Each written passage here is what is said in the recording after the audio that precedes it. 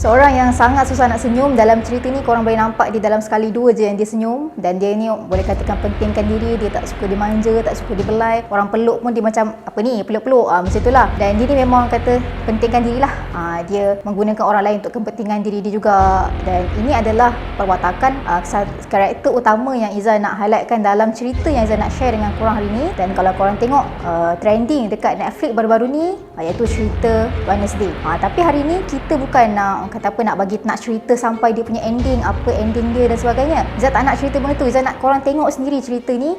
Apa ending dia, korang berpuas hati tak dengan ending dia, korang boleh komen kat bawah. Yang dah tengok pun boleh komen kat bawah sama ada mencapai ataupun tak korang punya expectation untuk cerita ni. Dan cuma hari ni Izzah nak share sikit je lah berkaitan dengan sinopsis dia, apa yang menariknya berkaitan dengan cerita ni.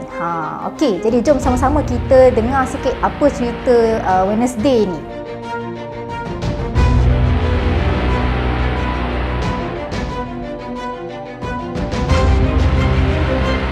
Okey, cerita ni bermula dengan yang mana Wednesday ni macam saya dah cakap tadi lah, dia bukan sahaja orang yang sangat susah nak senyum dengan orang, tapi dia ni boleh kita katakan sebagai pelik jugalah. Dia ni macam ada satu kuasa ataupun macam supernatural ataupun kata apa, betul lah, supernatural lah, yang mana dia ni kalau dia tersentuh orang ataupun dia terpegang orang, dia pegang something, dia boleh nampak masa depan ataupun masa silam seseorang tu. Dia boleh nampak apa akan jadi dekat orang tu akan datang, dia boleh nampak apa yang jadi dekat orang tu sebelum tu.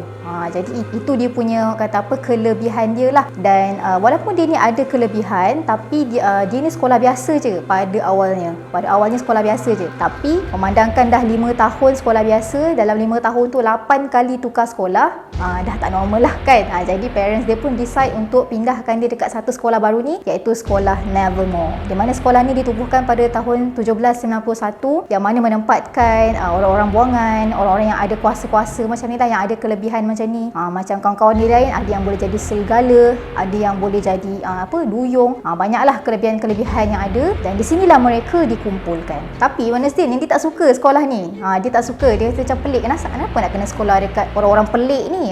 Jadi dia macam carilah, dia plan something untuk memang dia nak keluar, dia nak lari daripada sekolah ni. Banyaklah yang dibuat kan. Sampailah satu hari ni, masa ni pun dia tengah nak larikan diri. Tiba-tiba dia terlanggar ada seorang student ni, nama student ni Rowan. Yang mana dia terlanggar, tiba-tiba masa ni lah orang kata apa, supernatural dia tu datang. Dia nampak yang Rowan ni nanti akan mati, akan ada sesuatu yang buruk berlaku dekat Rowan ni. Jadi dia pun macam nak larikan diri, nak teruskan plan nak lari ke nak tolong Rowan. Jadi dia macam tak apalah, tolong Rowan, bagi tahu Rowan yang Rowan ni tak selamat dalam keadaan bahaya. Tapi Rowan pula dia ada niat yang buruk dekat Wednesday ni. Rowan ni sebenarnya dah lama tunggu masa nak bunuh Wednesday ni. Sebab kata apa? Kata Rowan, mak Rowan ni dulu adalah seorang peramal yang berkuasa lah, yang mana mak dia ni ramal. Mak dia ni kata nanti Wednesday ni nanti akan membawa kemusnahan kepada sekolah Nevermore ni dan juga penghuni-penghuni dia. Dan ada satu buku ni, nama buku ni adalah Nightshade Society, yang mana dalam buku ni mak Rowan lukis gambar Wednesday ni tadilah. Jadi Rowan tunjuklah lukisan tu dekat Wednesday ni, nak jadikan cerita. Tapi itu adalah keratan yang dikoyakkan. Sebenarnya lagi sebelah tu ada lagi satu lagi gambar, iaitu gambar Joseph Craigstone, di mana Joseph Craigstone ni adalah pengasas Jericho, kawasan ataupun bandar yang diorang duduk ni lah. Jadi berlakulah kat situ pergelutan antara Rowan dan juga Wednesday, bergaduh. Tiba-tiba timing ada satu raksasa datang serang Rowan, dan Rowan mati di depan mata Wednesday. Jadi okeylah, Rowan kira matilah. Tapi esok semua orang cakap Rowan masih hidup. Si Wednesday ni pelik. Kenapa? Sebab dia nampak Rowan mati depan mata dia sendiri. Dia nampak raksasa tu betul-betul depan mata dia. Dan semua orang tak percaya. Semua orang tak percaya Rowan mati dan tak percaya ada raksasa wujud juga. Jadi dekat sini dah jadi kata apa, tanda tanya lah. Dan jadikan cerita juga, dia juga tahu yang ada yang kata yang bapak Wednesday ni dulu pernah bunuh orang masa bapak dia muda-muda lah. Dan dia nak tahu siapa yang bapak dia bunuh. Benar ke yang bapak dia ni seorang pembunuh? Jadi dekat sinilah dia dah nampak macam sekolah ni menarik. Ada raksasa, ada orang yang dibunuh tapi katanya masih hidup, kisah bapak dia pula.